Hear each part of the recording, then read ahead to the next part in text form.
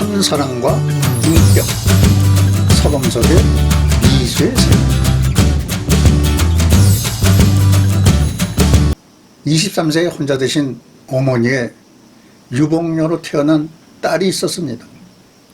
어머니의 희생적인 수고로 유학도 하고 나중에는 저명한 대학교 교수가 되었습니다. 고등학교 이후 교회를 떠났던 딸은 어머니의 권면으로 교회에 나가게 되었습니다. 그때 잠시 교회를 둘러보는데 실망이 컸습니다. 여자들이 모여서 남자들 험담을 하고 장로가 다가와서는 처음 본 자신에게 아들 대학 입학을 청탁하고 회의실에서는 다투는 소리가 문 밖으로 새어나왔습니다.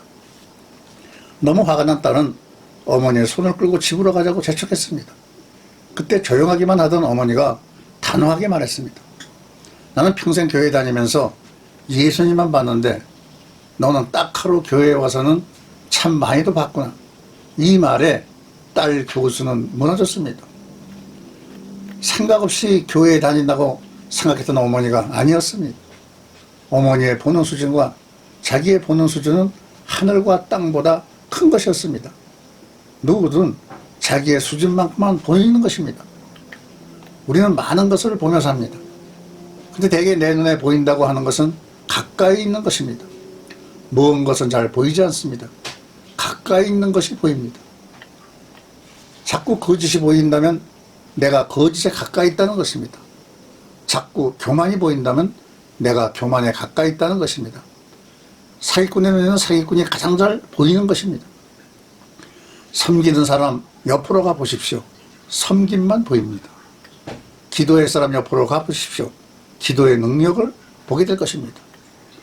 인격의 변화는 믿음의 발걸음에 있습니다. 믿음은 눈에 보이는 것을 넘어서 하나님을 볼 줄 아는 것입니다. 하나님의 사랑은 녹아서 작아지는 비누와 같습니다. 비누는 사용할 때마다 자기 살이 녹아서 작아지며 드디어 흔적도 없이 사라집니다. 그러나 그때마다 상대의 더러움을 없애줍니다. 만일 녹지 않는 비누가 있다면 쓸모없는 물건에 지나지 않을 겁니다. 자기 희생을 통해 사회에 공헌할 줄 아는 사람은 좋은 비누 같지만 어떻게 해서든 자기 것을 아끼려는 사람은 물에 녹지 않는 비누와 같습니다.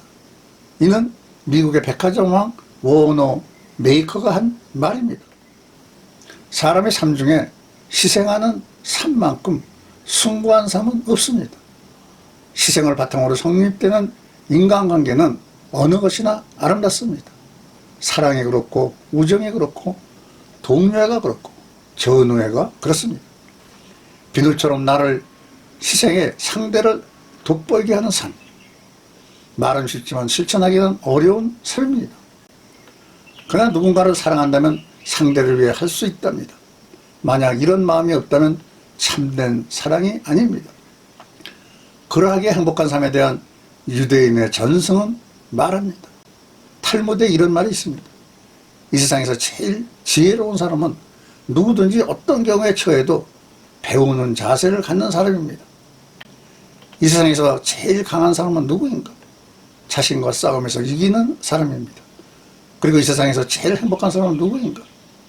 지금 이 모습 이대로를 감사하면서 사는 사람입니다.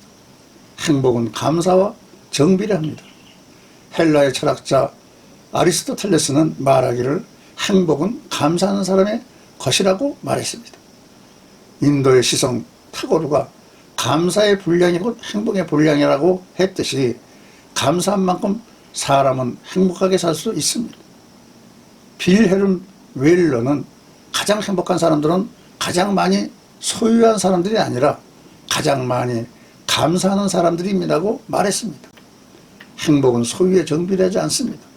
감사가 없는 마음은 지옥과 같고 감사가 없는 가정은 메마른 광야와 같은 것입니다.